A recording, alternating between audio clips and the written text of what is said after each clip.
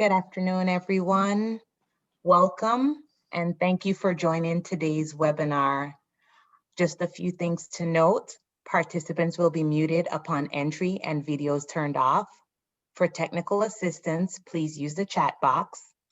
You will receive an email in approximately 3 months requesting feedback/impact on this presentation. And for any additional information or other training opportunities, we ask that you visit our website at www.ncdus.org/training. This afternoon, I would like to introduce you to Dr. Jennifer Kirby, who is a clinical professor at the University of North Carolina at Chapel Hill's Department of Psychology and Neuroscience, and also in the Department of Psychiatry. Dr. Kirby serves as the Director of Clinical Operations and Training for the university's Psychology and Neuroscience Community Clinic. She also specializes in cognitive behavioral therapy and dialectical behavioral therapy and trains and supervises graduate students, psychiatric residents, and professionals in individual and couple therapy using these treatment approaches. Dr. Kirby co-presenter is Dr. Donald H. Baucom, who is a distinguished professor of psychology and neuroscience at the University of North Carolina, Chapel Hill. For over 45 years, he has conducted research and clinical work focusing on couples and intimate relationships with an emphasis on the integration of basic research and applied treatment outcome investigations. He is one of the developers of cognitive behavioral couple therapy, the most empirically researched couple therapy in the field.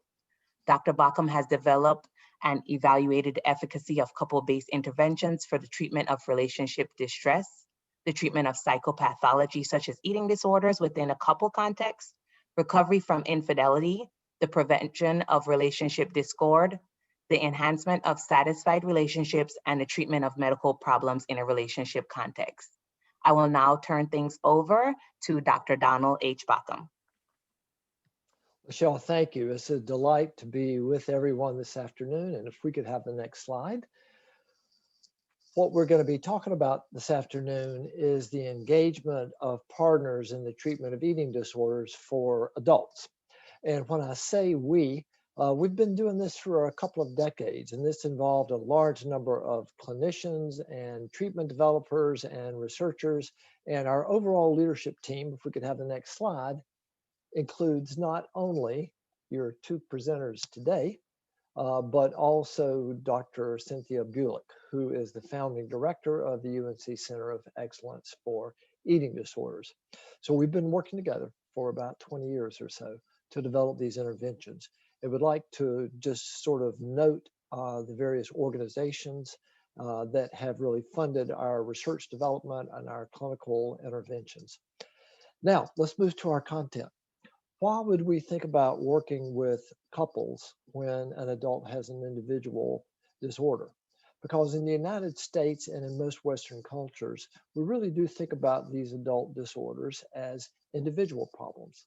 Therefore, it seems logical that your treatment or your interventions would be individual treatments. And that, by and large, is the way that things have proceeded. But I want us to think about perhaps broadening that paradigm a little bit and thinking about it a little bit more broadly. Certainly, we've developed some really excellent interventions working with individuals alone, yet they have some limitations. And we do firmly agree that individuals experience various disorders, such as eating disorders, but these disorders do not exist in a vacuum. They do not exist in isolation. Instead, they exist in the social context, and that social context is important. And you really get a bidirectional set of associations taking place. One, if you think about it, if an adult has an eating disorder, it doesn't only impact that individual.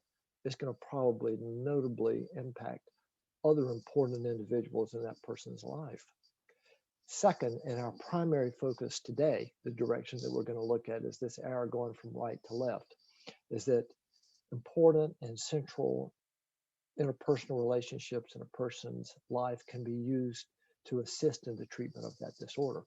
We're not proposing that relationships and other people cause a disorder, but if we can figure out how to harness the strength of the important relationships in a person's life, we can often use those relationships and a partner in the effective treatment of these disorders.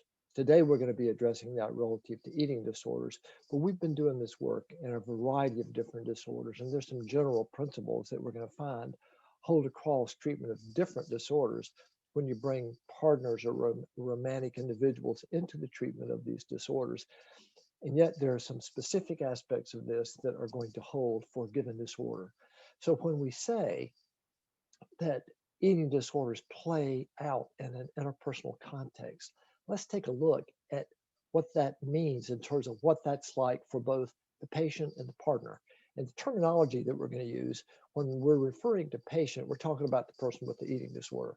They're both partners, but in our discussion today, we're going to use the term partner for referring to the one of the two individuals who does not have the disorder. So these are some very broad patterns that we see play out over and over again when somebody has an eating disorder. It's going to vary perhaps a little bit according to the disorder, and certainly will vary by the individual and the particular relationships that they have. But these are some broad themes and some interactional patterns that we see. One of the things that we know about eating disorders, so let's first look at how that plays out for the patient in an interpersonal context, is that eating disorders are often hidden or minimized. That's for a variety of reasons, for shame or for concern that if you let other people know about your eating disorder, they're going to try to force you into treatment and giving it up. So this is an overall atmosphere. And what that means is that the eating disorder really sort of lives out in secrecy and is hidden. What that also means is that other people are excluded from the process. We have literally worked with couples where partners did not know that an individual had an eating disorder that may have been going on for 20 years, and they haven't seen it because it's been greatly hidden. The patient was quite successful in minimizing and doing that. Along with that, this says the patient may lie, they may distort, they may minimize about the symptoms. When people don't want other people to know what's going on with them, they can really be very creative and ingenious in terms of just keeping that to themselves and perhaps greatly distorting how that plays out in their life. So they often just don't let the partner see what's going on. At the same time, on the other hand, they also, due to the fact that they don't feel good about themselves, and often with eating disorders, people feel very sort of questionable or bad about their body and their body image and their size and their shape. And so they may turn to their partner asking for a great deal of reassurance about shape and weight. And no matter what the partner says, it might not really impact them. So it can vary in terms of the particular combination that you'll get from a patient towards a partner in the relationship. But the big overall theme is that from a patient's perspective, often they are minimizing and it's existing in secrecy. From a partner perspective, you get somewhat parallel or understandable kinds of responses and behaviors. Is that what that means is that if the patient is successful or the partner is not particularly observant, because a lot of these changes occur gradually over time, the partner may be totally unaware of the disorder or the behaviors that the patient is engaging in. And we have seen this over and over with bright, thoughtful, well-educated couples, for example. Partners didn't know, or they didn't know the magnitude of the eating difficulties that the patient may have. If they are aware, they often still are unsure how to respond. Eating disorders are complicated. People don't understand what to do. So they're really worried about making things worse. So they're hesitant to act. And one major response may be they just avoid dealing with it. They don't talk about it. They don't address it. They don't respond to it. On the other hand, what you might get is partners who might get perhaps over involved. They become the quote food police, looking at things very carefully, scrutinizing what's going on, criticizing the patient and the way the patient is handling it. If the patient is asking for reassurance about their size and shape, they often provide it. And they find themselves doing this over and over and over again because it becomes a repetitive kind of a pattern between the two of them. So these are the broad patterns that we'll see playing out for these two individuals in this relationship.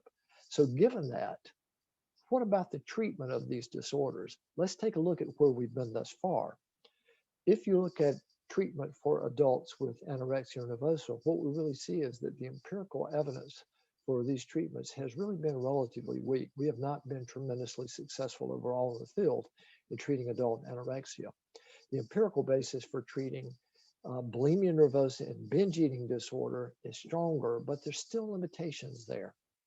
Now, if you look at the adolescent and the youth literature on the treatment of these disorders, what you find is that family-based treatments have certainly been successful for many youth.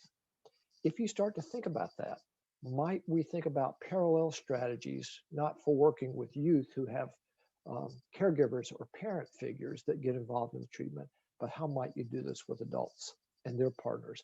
Our treatment does not flow from the family-based treatment, but it's somewhat parallel. Ours really developed on its own in our own work, but the findings from family-based treatment certainly are consistent with what we're finding in working with romantic relationships for adults.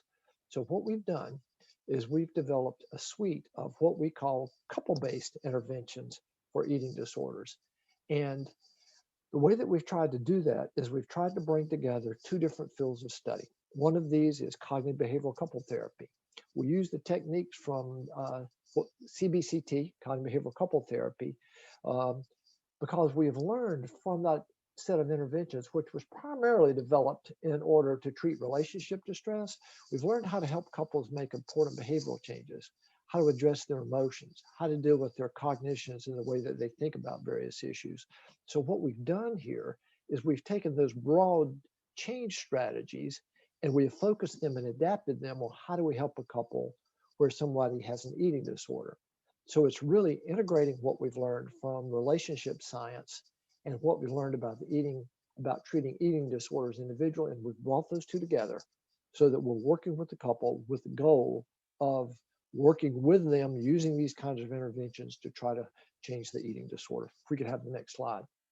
So what our interventions are called, the broad umbrella for treating these different disorders is referred to as UNITE, uniting couples in the treatment of eating disorders. Let us show you sort of what that broadly looks like, and then my colleague's going to take us into some of the details of this.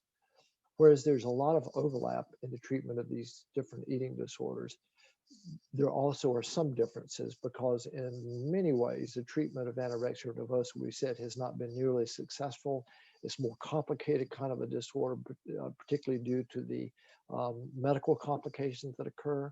So consistent with current guidelines, our intervention where we're working with a couple is part of a multidisciplinary kind of an approach that involves individual therapy for the patient, medical management to deal with all the medical complications, dietary counseling, which is necessary, and then in addition to that, working with the couple.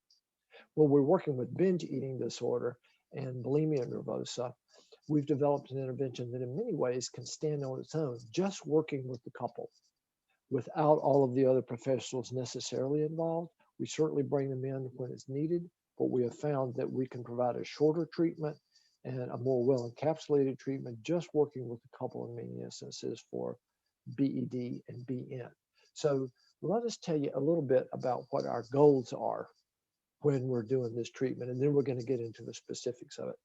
Our overall goal of the intervention is to reduce eating disorder-related thoughts, behaviors, and emotional distress. This is crucial to understand when we say we're working with the couple, because some people think, oh, you're just doing general couple therapy. We're not. This is not just broadly trying to improve the relationship. This is working with the couple where the major outcome, the major focus is to try to help with the eating disorder. We do also want to improve the couple's relationship and their overall functioning, because if the couple's not doing well, you can think about a distressed relationship as being a broad chronic stressor on an individual. And for any disorder that people are susceptible to, keeping them in a chronic, diffuse, social, stressful kind of a situation is not going to serve them well. But what you also get is that you may have a number of couples whose relationship overall is satisfied, but they still don't know how to deal with the eating disorder. So our focus is to work with the couple to try to help the individual with the eating disorder.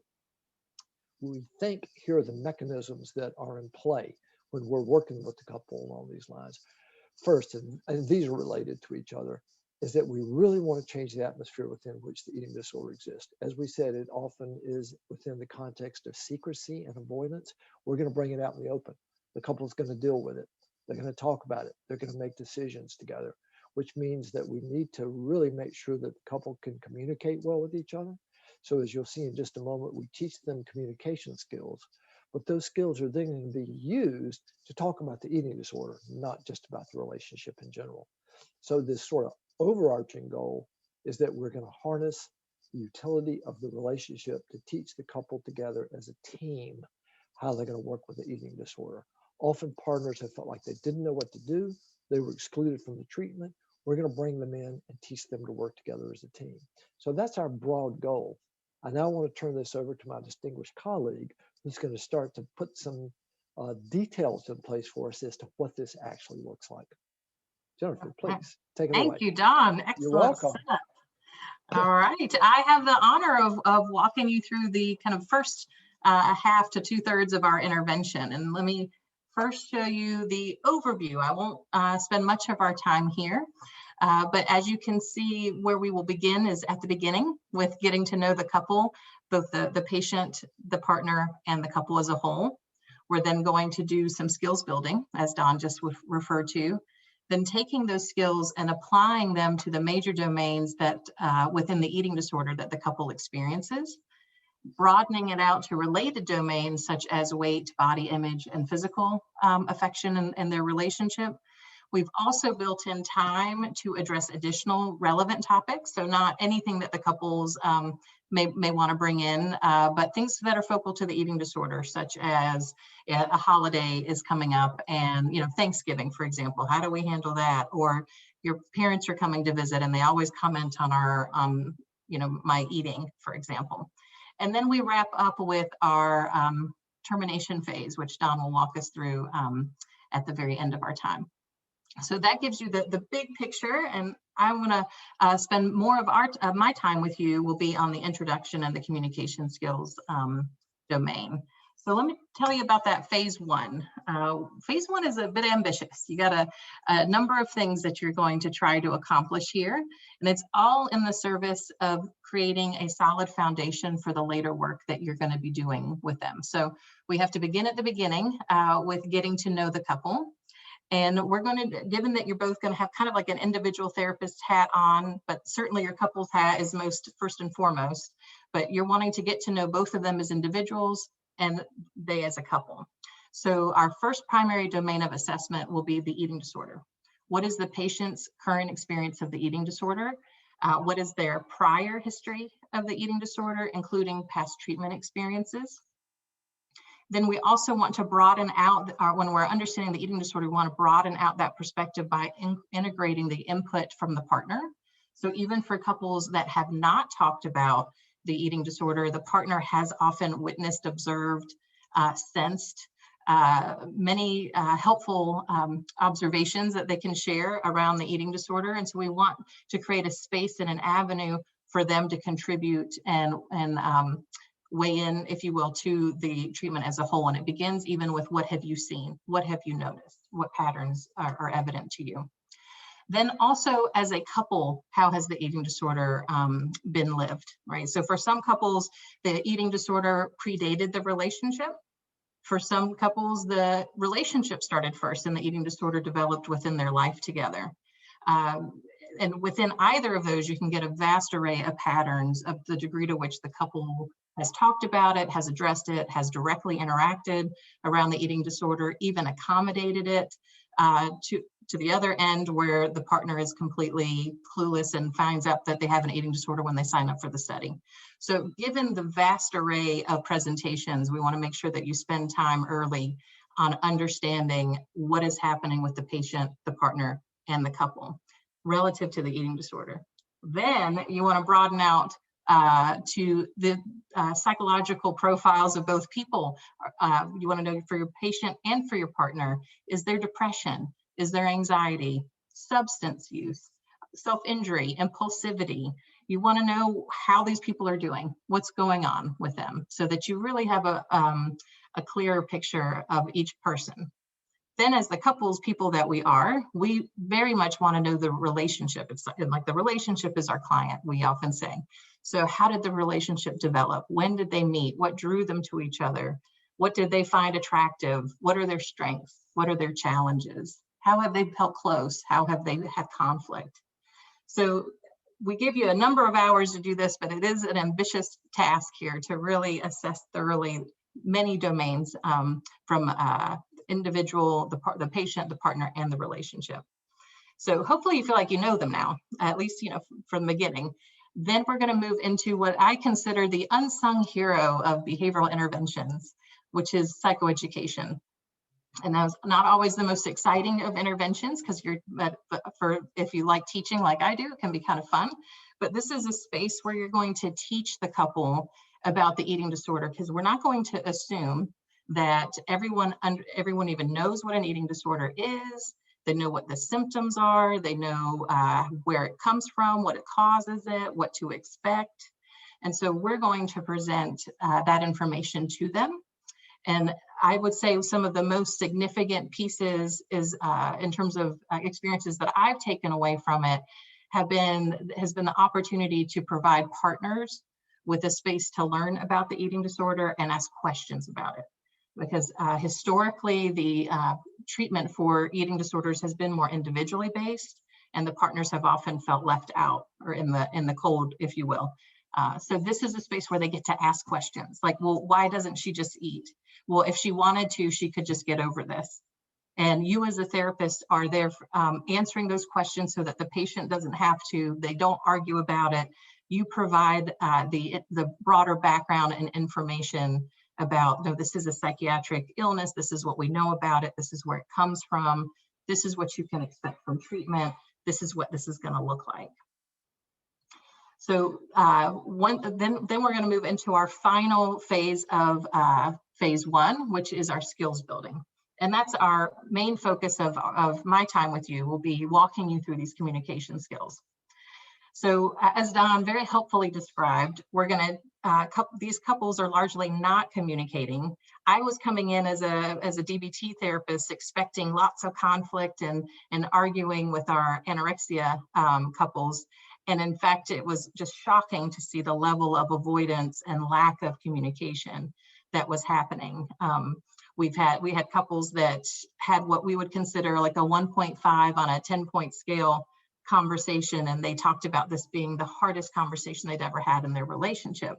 So I cannot echo enough the importance of teaching them how to have conversations that feel incredibly frightening and incredibly scary.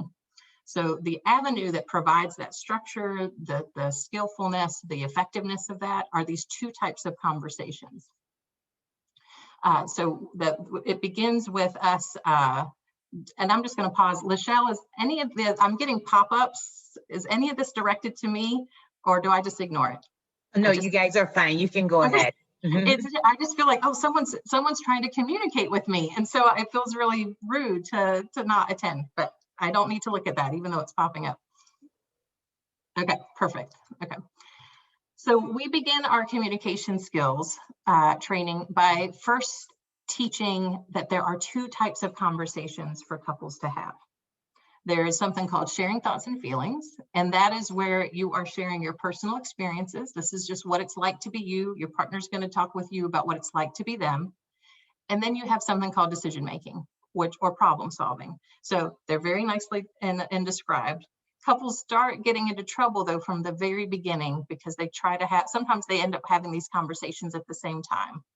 So our intervention begins by teaching, you got two different ones. Make sure that you're clear on, you yourself are clear on what conversation you want to have, and then communicate with your partner to make sure that they are also ready to have the same conversation that you're having. So let's assume that we have done that. Now let me walk you through the sharing thoughts and feelings skills. So for sharing thoughts and feelings, we begin by saying we have a speaker and a listener. If you have two speakers at the same time, which is what you think of with like a more stereotypically, argumentative couple, or what we found also with more of our like couples where one partner had binge eating disorder, there was often a lot more affect and a lot more conversation. If you end up with two speakers, you're going to have a more like nobody's listening. There's a potential for more arguing. That is, they can kind of step on each other's toes. If you have two listeners, it's kind of quiet. right? So what we're going to propose is you need one speaker and you need one listener, and you need them represented at each role represented throughout the conversation. So here are your go-to skills as a speaker. And I'm not going to walk us through all 5 of these, but I will first give you like a conceptual goal as the speaker. My sense growing up and also talking with clients is like, oh, a speaker's job is to speak, right? They just open their mouth and like whatever comes out, comes out. And instead, we're proposing that as a speaker, you have a job, and your job is to communicate in a way that your partner can hear you. That you need to put some effort and some intention in how you share what you are going to share. And here are some strategies that help facilitate that process. One that I will highlight to you that particularly the first 2, those are if you can only take a couple off of this sheet, this is what I guide my couples to, is the importance of speaking subjectively. This is a conversation about personal experience. This is not a conversation about fact. And so therefore we should describe our personal experience as personal. This is how I feel. This is how I think. This is what it's like to be me. These are my concerns or my thoughts about what you're doing and what's going on with you. Compare that to what we call objective language, which is, you know, I'm fat, I'm disgusting, I'm never going to get better, you don't try hard enough, you just need to eat, right? These are all definitive statements that, number one, invite disagreement just by their very nature. You know, Don will get more into this, so I won't talk about it, but just think about it. If one partner's saying I'm fat, what's that going to look like in terms of the couple communication? What might the partner feel inclined to do or not do? That's a little tiny preview of body image conversations. Relative to emotions, our biggest thing is that people just aren't sharing them, right? They don't, for individuals with eating disorders, particularly anorexia, often these emotions are suppressed. So they may not even, patients may not even know what they're feeling, or if they are having a feeling, they don't know how to articulate it, or they may be very scared to do so. And so we're going to actively encourage patients and partners, speak for yourself, share what it's like to be you, and include your emotion directly. We give them emotion handouts to facilitate that.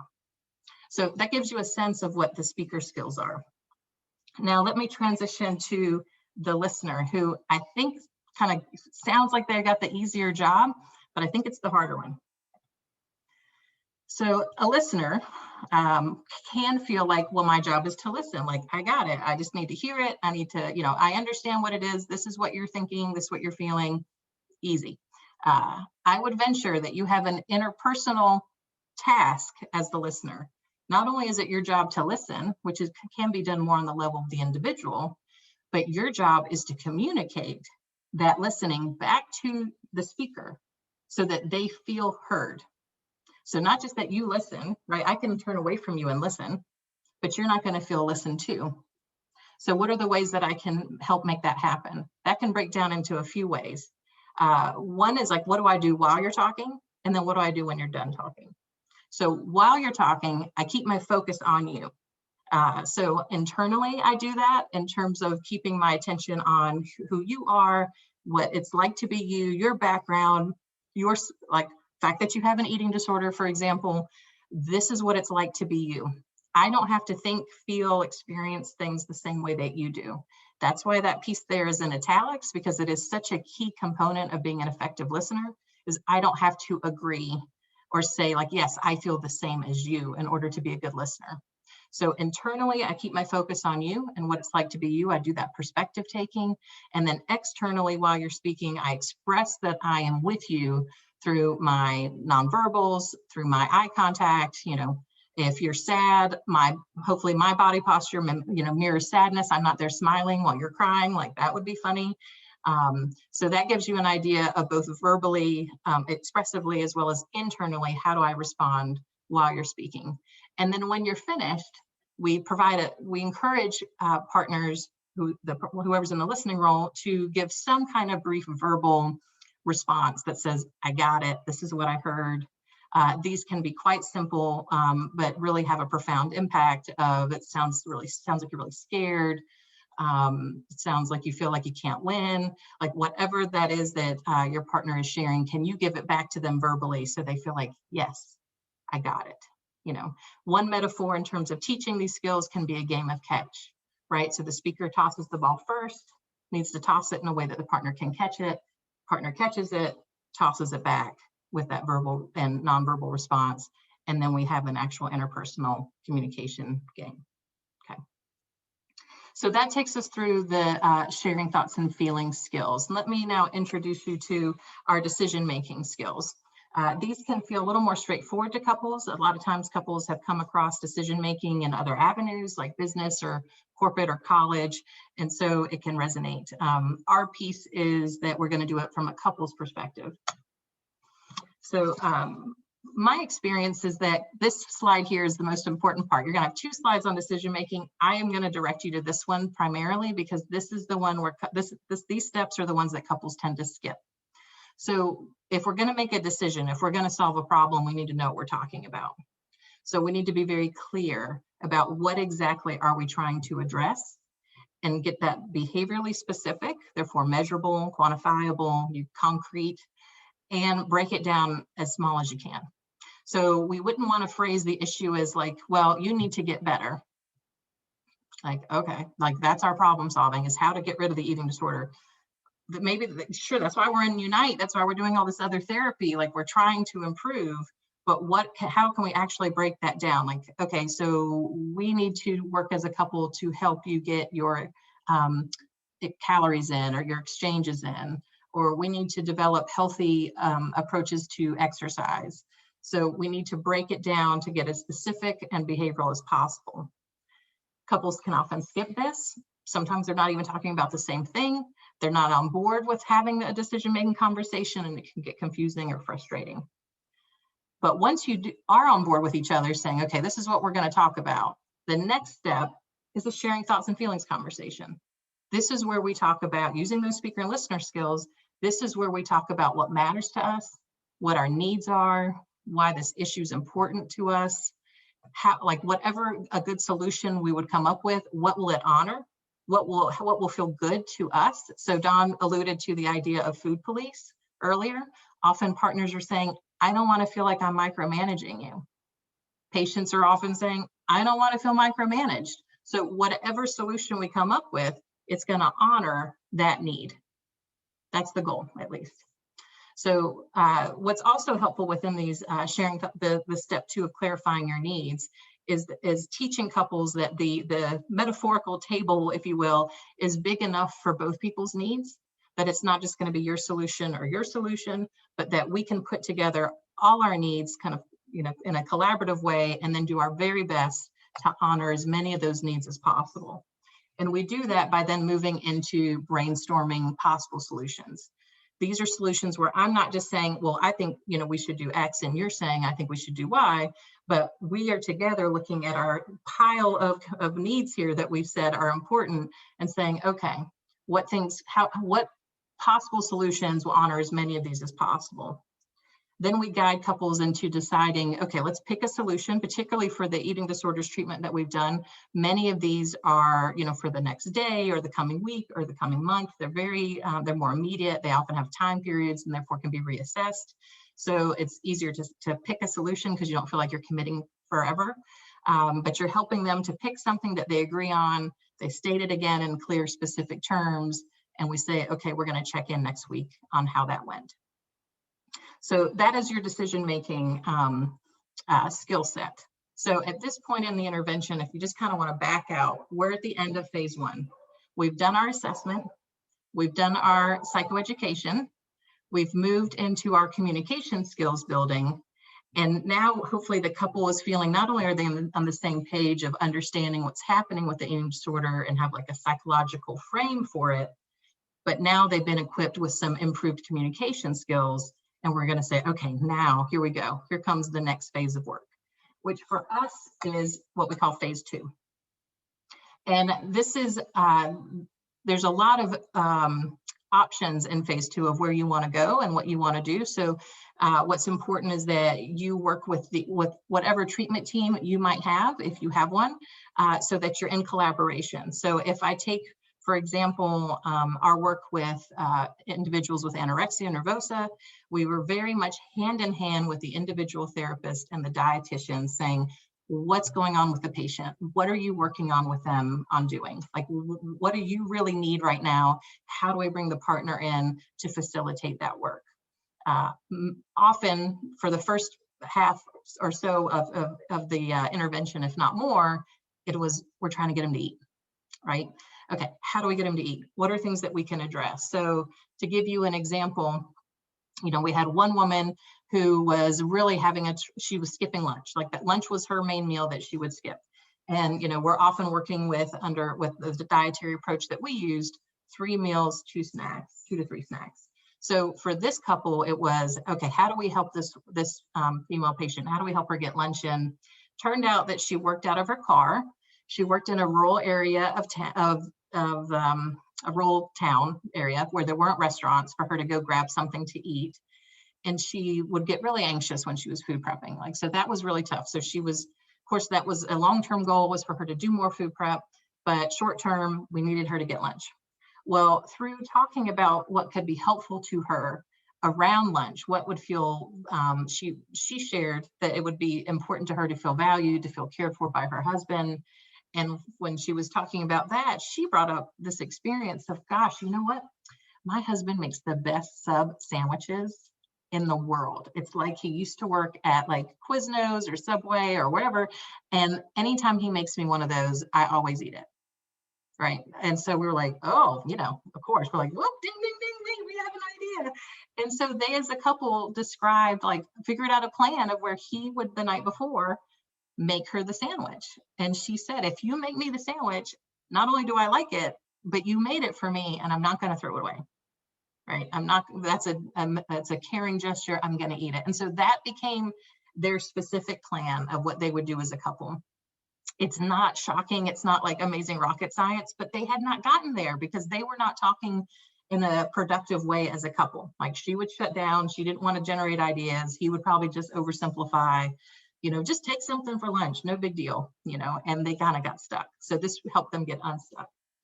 So in addition to discussing the specific behaviors, whether it's restricting or binge eating or purging, for example, you're also going to look at the broader context that the eating is occurring in.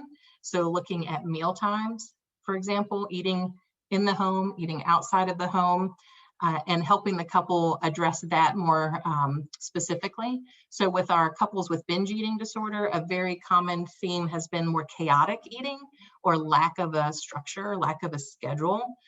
So helping them figure out, you know, how do we have balanced eating, meaning let's eat regularly and consistently throughout the day so that there's not this like pent up restriction and then urge to binge later in the evening. And so that meant as a couple, they were talking through what made sense to them, what would feel good, how could they have a consistent dinner time, when would that happen? For one of our couples, in terms of like the literal physical context of eating, the female patient was very anxious about dinner, and it turned out with some assessment that dinner happened on their laps in their living room with their kids, with the TV on, with clutter everywhere and moving and boxes that weren't unpacked, and just being in that room made her anxious. And so through our conversation and helping them consider what would be helpful, they decided, you know what, let's go clear off our dining room table, let's clear out this room, let's make it a very calm, pleasant space. We'll go turn off the TV, we'll go as a family and have like more mindful, positive conversation. And that helped reduce her anxiety, made her more interested in having the meal. And as a couple, they were able to do this together. So these are just some examples of how we use that communication skills that we've taught them, working with the rest of the treatment team to kind of slowly, systematically address many eating disorder targets, whether it's the specific behaviors or the broader food and eating context. And now that takes us to phase 3, and I will pass the baton back to Dr. Don. Thank you. As Jennifer just described that to you, what I hope you recognize is that if you do treatment for individuals with eating disorders, everything that you know and all the principles that you use are still at play here. We're simply bringing the partner into the process so that they're working as a team. And also hope you could see how the three mechanisms that we proposed are really front and center through everything that we're doing. That is, eating disorder is not living out in secrecy anymore. They're discussing it. We've taught them how to communicate, and we're teaching them how to work together as a team. So everything, all the goals that you would have for someone with an eating disorder individually, we're bringing the partner into that process. What we also see is that we get good maintenance of effects. Once the treatment is over, it maintains. And the reason for that is that you don't just treat someone individually and then hope that it holds. You've been working on their whole central social environment throughout the treatment. So the couple understands it. They know what to do. This is not new to the partner. They're part of that environment and that process. So we're going to focus this phase two, and that's the bulk of the treatment really, is around using these skills and working together as a team to treat these eating disorder cognitions, emotions, and behaviors.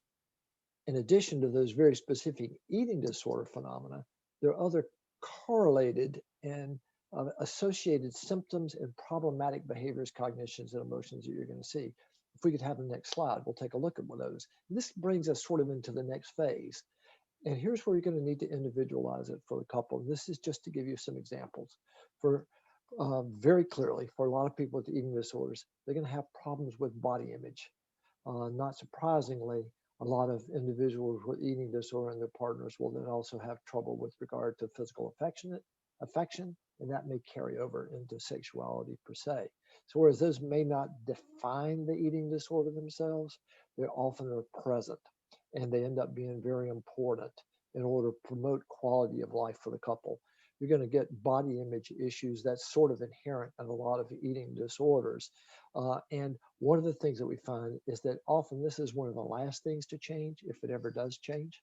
So that even if people start to eat in a very healthy kind of way and their exercise is good, people with eating disorders might continue to see their bodies in some what we might call distorted ways. And if this is the case, is that the couple might just have to agree to disagree.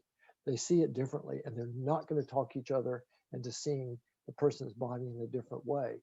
You can still talk about it. You can still talk about it using your sharing thoughts and feeling skills, because that's subjective. This is how I see me. I understand and I accept that's how you feel about yourself and your body. I need to let you know I see you very differently, not that you're wrong. This is my subjective experience of you. So this notion of agreement versus acceptance is important, the distinction.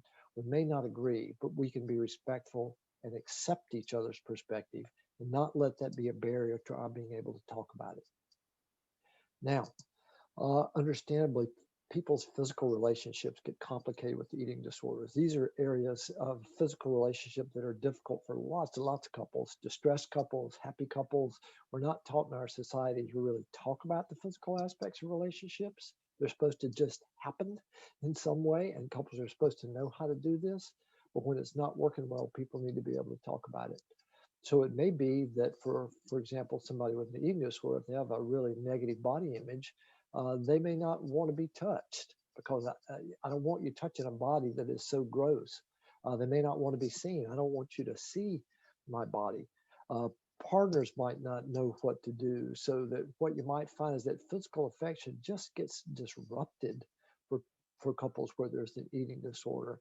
And that might also then extend not just into how caring and loving and affectionate that we are with each other, but what you'll find is a significant proportion of couples where one person has an eating disorder also is struggling around sexuality and their more explicit sexual interactions. A great proportion of the couples just have not dealt with that. It's too awkward, it's too anxiety provoking. And we know when people put themselves in an anxiety provoking situation, the tendency is to withdraw, avoid, escape from it. So oftentimes they just haven't dealt with it. So giving them the space, making it safe, helping them have these conversations where they share their thoughts and feelings, and they problem solve around these content areas can be incredibly facilitative for these couples. And you're going to just need to take them where they are. You're going to find that couples are just going to dramatically vary in terms of these different domains of their functioning. So this is an example of sort of eating disorder related challenges beyond just the eating behaviors per se, or the cognitions or emotions that are just focal to eating disorder. There are all sorts of corollary symptoms that you're going to get.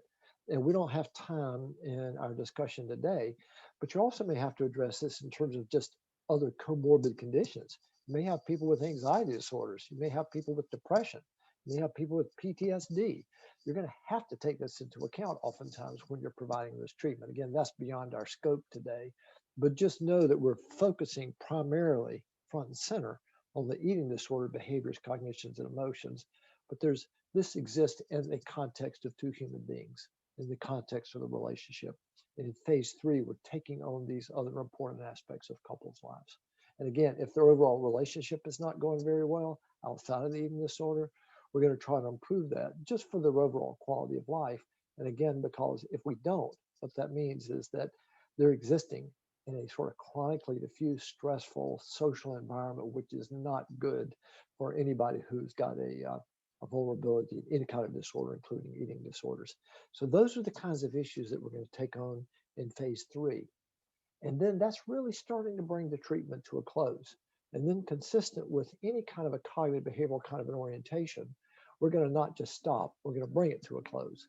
And this is going to involve helping the couple think about the future, helping them think about lapses, helping them think about relapses, helping them think about maintenance and generalization of what they've learned in therapy. And one of the sort of unique aspects of this for working with a couple versus working with the individual is that we really need to be thinking about lapses and relapses, both with regard to the eating disorder itself, and second, the couple's relationship and how they're handling it. So it may be that they've decided, oh, we're going to eat dinner together at nights. That additional structure will help us. For maybe somebody who has binge eating disorder where there hasn't been enough structure, or for someone with anorexia nervosa where they've been avoiding eating, is that, oh, having that sit down meal together is really, really helpful. And then the couple finds over time after treatment finishes, life's gotten busy, life's gotten full, they've gotten themselves away from that. So it's that, oh, how are we interacting as a couple around the disorder we've got to deal with, as well as just seeing an increase in symptomatology of the disorder itself for the patient. So you really want to do relapse prevention, both with regards focally to the eating disorder symptoms, and second to the way that the couple is dealing with those. And helping them think through, how are they going to do that? How are they going to maintain it? Now, again, one of the assets, I think, of working with a couple together is that maintenance might be easier. Because if you look at the psychotherapy literature in general, if you've got a good treatment, good therapist, motivated clients, people make gains. But our field is full of findings that within at least around 1 year after treatment ends, a lot of people start to relapse. And part of that is a generalization. How do you maintain and how do you generalize? Well, if you build that into the process, maintenance is going to be less of an issue. And then we're going to finally say farewell to the couple and we're going to finish up. And if they need booster sessions after this, then you're going to include that in the process. We want to share with you just real briefly the experience from the very first couple that we really worked with, where the wife was experiencing anorexia nervosa. Obviously, they've given us permission. They came in to share with us and for us to be able to share with others what their experience was like. So we're going to round things up with this, and then we're going to spend a few minutes responding to questions and comments that you have for us. So if we could listen to this 1 minute video of them sharing what their experience with going through our treatment was. When I saw that I'd lost the weight, I liked that idea because I had never gotten to that even after working out and things like that. So it just sort of kept going from there. It became sort of a way to find some control in my life, you know, and some stability as far as what I could accomplish. I didn't see her as somebody with an eating disorder because I didn't know what was going on. We would cook a meal, Margie would eat a meal. I loved her and I wanted her to be okay, but I didn't know about how to go about doing it.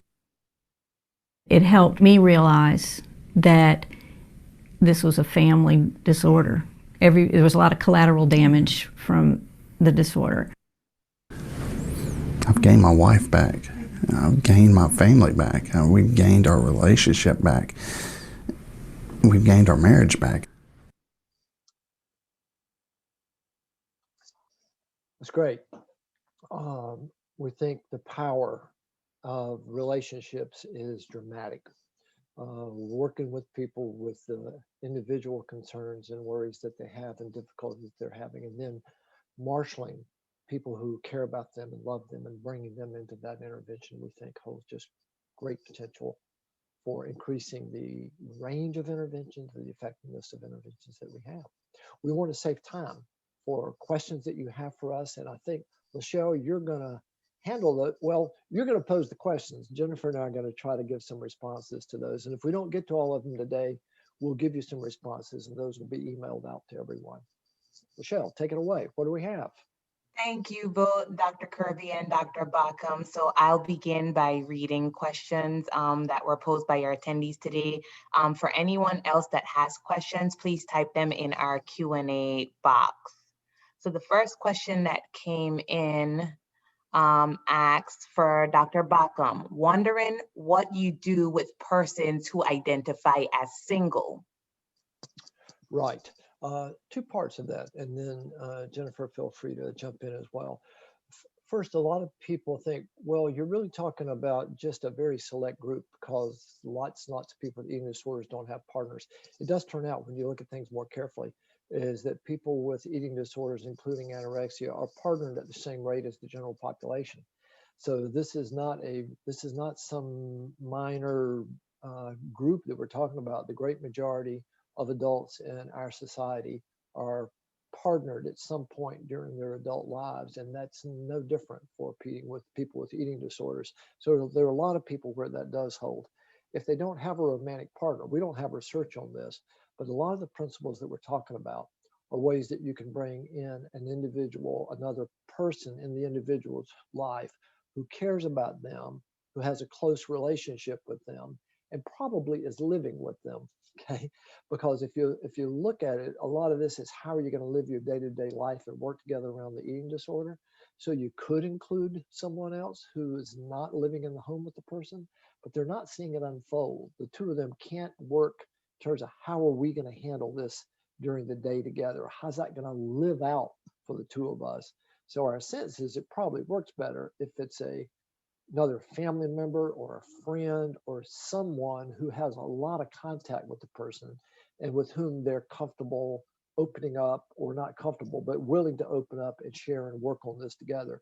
Obviously, certain elements are not going to be part of the treatment. So that if you've got if you're working with two people and there's not a sexual relationship, obviously you're not going to be bringing that into the treatment paradigm. But particularly focusing on eating disorder related phenomena, there's nothing that says, oh, this has got to be a married or committed romantic relationship for that to work. These are broad principles of how do you use someone who is close to and caring and involved in the person's life for them to work together. Thank you, Don. Sure.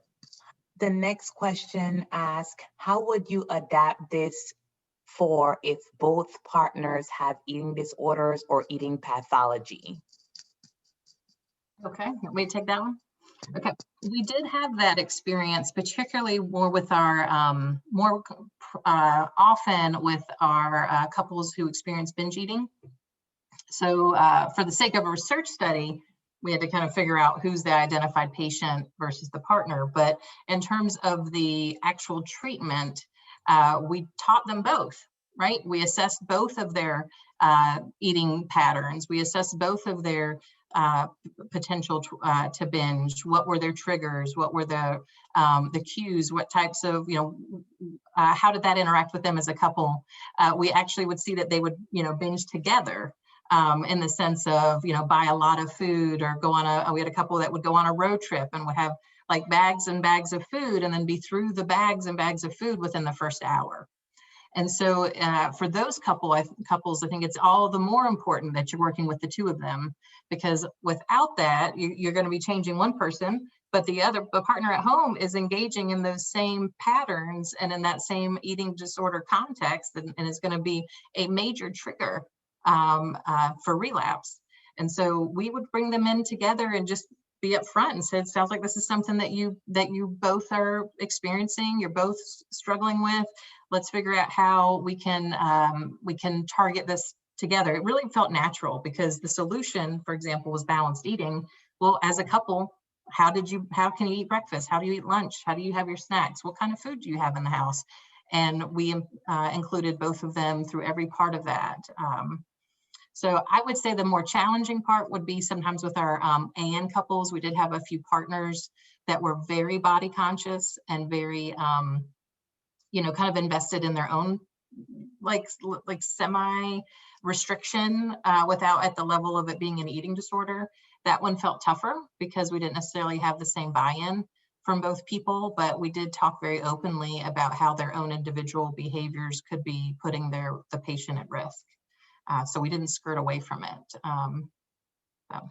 Let me add, if I can, and just broaden it a little bit, because we've worked with couples with a variety of different disorders. For example, I'm involved with a treatment in England through the National Health Service. They are working with couples where one person is depressed. And one of the things we had not anticipated, but we found, was that, when the couple's coming in, because one person meets criteria for depression, fully half of those couples, the other partner also is either depressed or had anxiety disorders. So this is not unusual. And what we found is that that treatment was very effective. In fact, it helped the partner as well as the identified patient. So this can work. It does mean, if you think about the way that we're enlisting the partner to try to help the identified patient meet appropriate eating disorder goals of treatment. If the partner themselves can't do that, can't bring themselves to do that, or if they've got disorders themselves that really make it very, very difficult for them to get involved and get engaged to help us and to help the patient, that's where it becomes difficult. Oftentimes you can motivate both of them and then it works great. But where it really gets tricky is if a partner is so highly depressed, they've got no energy and no motivation themselves, and you're trying to get them to work with you to motivate the patient. It's hard if they can't pull that off themselves. So there, you can just get every combination in the world, not just of another eating disorders, but all other kinds of complications as well. Thank you both, Dr. Kirby and Dr. Baucom. That seems to be all of the questions that we had today. If there are any additional questions, feel free to type them in the Q&A box, or you can send them via email to my contact information, which is listed on your registration. I did want to mention that immediately following this webinar, you will receive an evaluation for today's webinar. We ask that you complete that within the time frame provided. Thank you once again for tuning in today. And I want to also thank Dr. Kirby and Dr. Baucom for presenting and sharing this wonderful information. Great. Thank you. Thank you. Thank you all.